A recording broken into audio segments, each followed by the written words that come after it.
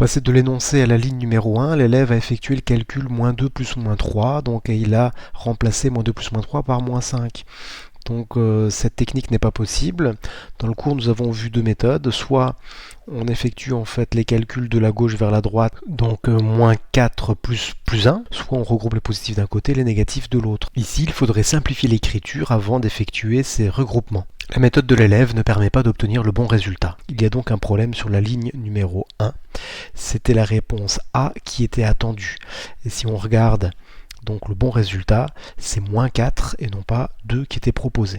Ici, la réponse est D. Le résultat est -4, en effet. Donc si on regarde la vignette réponse, on effectue d'abord +1 moins +2, ce qui nous donne -1. Puis ensuite, on effectue -1 plus ou -3, ce qui nous donne -4. Ici, nous sommes en présence d'une somme algébrique. La réponse est C avec -5. En effet, on va d'abord faire le calcul 1 2, ce qui nous donne -1. Puis on effectue le calcul -1 ce qui nous donne -2. Puis on effectue le calcul -2 3, ce qui nous donne -5. Réponse C attendue. Alors nous sommes en présence d'un produit de facteurs, donc il y a un facteur négatif qui est un nombre impair, et donc du coup le résultat va être négatif. La réponse attendue est C, -8. On regarde la vignette solution. Donc effectivement, c'est bien réponse C attendue. Donc on effectue -2 fois +1, c'est-à-dire -2 comme résultat, et puis ensuite -2 multiplié par +4, on est bien sur du -8. Résultat attendu, -8, C.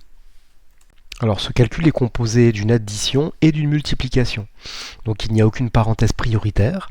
Donc ça veut dire que l'opération qu'on doit faire en priorité, justement, c'est la multiplication. Donc on est bien sur réponse C attendue. On regarde la vignette réponse. Donc ici, effectivement, le calcul, si je le menais en fait à terme, donc correspond à -14 en commençant par -3 multiplié par +4. Donc réponse C attendue. Ici, je suis en présence d'une division et d'une soustraction. Donc aucune parenthèse de priorité d'opération. Donc ça veut dire que l'opération prioritaire, c'est la division. Si on regarde la vignette réponse, ici, donc on est bien sur réponse B attendue. Si on menait à terme le calcul, on commence par la division, on obtient -10, et puis quand on fait la soustraction avec -100, on obtient -110. Réponse B attendue. Ici, nous sommes en présence d'une addition et d'une multiplication. Aucune parenthèse de priorité d'opération de présente. Donc ça veut dire que le calcul prioritaire, c'est la multiplication. Si on regarde la vignette réponse, on est bien sur la réponse D attendue. Voilà, donc on doit maintenant effectuer la multiplication en premier. Cette multiplication en fait nous permet d'obtenir, alors avec -3 multiplié par +4, -12. Et ensuite, on va effectuer l'opération -2 plus -12, ce qui donne -14. Donc c'est -14 qui était attendu, c'est la réponse D. Ce calcul est constitué d'une addition et d'une division. Le calcul prioritaire est donc la division. Il s'agira de faire 8 divisé par -2 en premier, et ensuite de s'occuper du -4. Si on regarde la vignette réponse, donc c'est la réponse C qui était attendue. 8 divisé par -2, on obtient -4, puis ensuite le calcul est effectué, c'est -4 plus -4 qui donne -8, donc réponse C. Ici, le calcul à effectuer est constitué d'une addition, d'une multiplication et d'une soustraction. Aucune parenthèse de priorité d'opération. Donc le calcul prioritaire, c'est bien la multiplication, -3 multiplié par +4. Si je regarde la vignette réponse, ici, on est bien sur réponse B attendue, avec effectivement la multiplication qui est prioritaire, -3 multiplié par +4. Ce calcul est constitué d'une multiplication, d'une addition et d'une division. Il n'y a aucune parenthèse de priorité d'opération. Alors, les calculs prioritaires sont la multiplication, -2 multiplié par -3, et à la fois la division, +4 divisé par -1. Si on regarde la vignette réponse, ici, c'est la réponse D qui est attendue, et on est bien sur la multiplication est prioritaire, la division est prioritaire également. Pas une qui est plus prioritaire que l'autre, pas une opération. Réponse D attendue. Ici, nous sommes en présence d'une addition, d'une multiplication, mais il existe des parenthèses de priorité d'opération. Ces parenthèses vont donc définir une opération prioritaire, c'est-à-dire l'addition. Si on regarde la vignette réponse, donc ici on est bien sur réponse A attendue, c'est bien l'addition qui est prioritaire parce que en fait c'est une opération qui est bien entre deux parenthèses qui définissent, ces deux parenthèses, le calcul prioritaire. Ici, nous sommes en présence d'une division et d'une addition, mais également en fait de parenthèses qui définissent des priorités d'opération. C'est donc la division qui est prioritaire car elle est donc entre deux parenthèses qui définissent l'opération prioritaire. Si je regarde la vignette réponse, ici, voilà, j'ai bien le calcul entre parenthèses est prioritaire, c'est donc la division qui est prioritaire. Réponse A attendue. Ici, nous sommes en présence d'une soustraction et d'une multiplication et de parenthèses qui définissent des priorités d'opération. C'est donc la soustraction qui est prioritaire. Si je regarde la vignette réponse, c'est la réponse A attendue. Le calcul 2-3 doit être effectué en premier, on obtient -1. Puis ensuite, c'est la multiplication, -1 fois 4 qui doit être réalisée, et donc du coup, on obtient -4. Résultat attendu -4, réponse A attendue.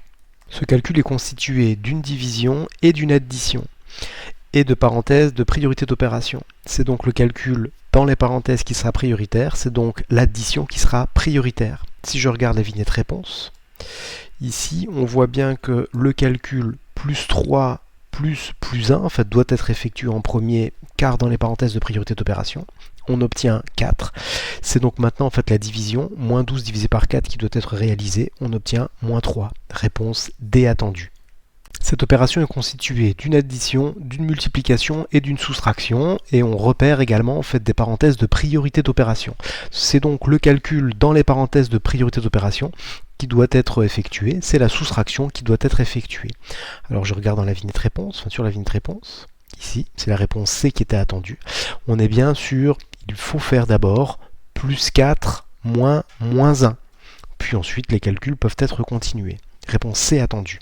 Le calcul est constitué d'une division, d'une soustraction et d'une autre division. On remarque également en fait des parenthèses de priorité d'opération et on remarque qu'il y a des parenthèses de priorité à l'intérieur de parenthèses de priorité. On appelle ça des parenthèses emboîtées. Donc la priorité revient donc aux parenthèses les plus intérieures, c'est-à-dire 6 -4. On va regarder la vignette ici. Réponse. Et donc du coup, on est bien sur voilà, les parenthèses les plus intérieures définissent l'opération qui sera prioritaire. On est bien sur 6 -4 est prioritaire. Réponse A attendue. Cette opération est constituée d'une multiplication, d'une addition et d'une multiplication. On aperçoit également des parenthèses de priorité d'opération. C'est donc l'opération dans les parenthèses de priorité d'opération qui sera prioritaire. Donc du coup, c'est bien l'addition qui est prioritaire. On va regarder la vignette réponse. Ici, on voit bien que réponse D attendue, on voit bien que c'est 3 plus 4 qui est prioritaire car dans des parenthèses de priorité d'opération. Voilà, ici on s'intéresse à la simplification de l'écriture du calcul avant d'effectuer ce calcul. Alors on va tout de suite regarder la vignette réponse, c'est la réponse C qui est attendue. Voilà. Et donc du coup, on va s'intéresser d'abord à simplifier -3 divisé par +4, qui est un nombre négatif. Et donc du coup, voilà, on va simplifier -3 divisé par +4, qui devient donc un nombre positif, par tout simplement +3 divisé par 4. Et il y a un autre endroit où la simplification est possible, c'est -1, donc qui correspond à donc soustraire un nombre, c'est ajouter son opposé, donc c'est pareil que +1, c'est pareil que +1. Donc ça veut dire que la simplification, en laissant -2 tranquille, on fait -2 plus 3 divisé par 4 +1. Réponse C attendue. Voilà, ici donc on attend un encadrement du résultat en fait du calcul au centième près. Pour avoir un encadrement au centième près, c'est-à-dire 2 chiffres après la virgule, on a demandé à la calculatrice de faire le calcul et elle nous répond -1, et toute une série de 3. Alors on va regarder la vignette réponse. Ici, donc c'est la réponse C qui était la réponse attendue. Je vous conseille de passer par la version positive de l'encadrement. Donc l'opposé du résultat du calcul correspond à un encadrement qui est compris entre 1,33 et 1,34.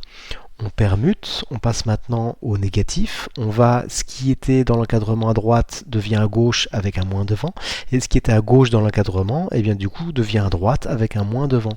Ce qui fait que le résultat du calcul de 2 multiplié par entre parenthèses 1 divisé par 3 moins 1, fermons la parenthèse, est bien compris entre -1,34 et -1,33. Donc réponse C attendue. On souhaite connaître la valeur approchée par excès à l'unité près du résultat de 2 multiplié par parenthèse 5 divisé par 7 moins 1, fermez la parenthèse. On demande à la calculatrice d'effectuer ce calcul, elle nous affiche -0,57142, 8, etc. Donc du coup, pour obtenir la valeur approchée par excès à l'unité près, on regarde la vignette réponse. Et donc du coup, on construit un encadrement. Donc cette valeur moins 0,57 etc. est compris entre moins 1 et 0. La valeur approchée par défaut à l'unité près est celle de gauche dans l'encadrement. La valeur approchée par excès est celle de droite dans l'encadrement. Donc comme on demande la valeur approchée par excès à l'unité près, et bien du coup en fait c'est la valeur de droite, c'est-à-dire 0. Réponse D attendue. On demande la valeur approchée par excès au centième près du résultat du calcul de multiplier par parenthèse 1 divisé par 3 plus 1, fermez la parenthèse. Pour ça, on va passer par l'encadrement au centième près, c'est-à-dire 2 chiffres après la virgule. L'encadrement au centième près est donné. On regarde la vignette réponse. Ici, réponse C. Alors la valeur de gauche correspond à la valeur approchée par défaut au centième près. La valeur de droite dans l'encadrement correspond à la valeur approchée par excès, donc au centième près. Comme on demande la valeur approchée par excès, et bien du coup en fait c'est bien la valeur de droite, 2,67 quand on est au centième près. Réponse C attendue.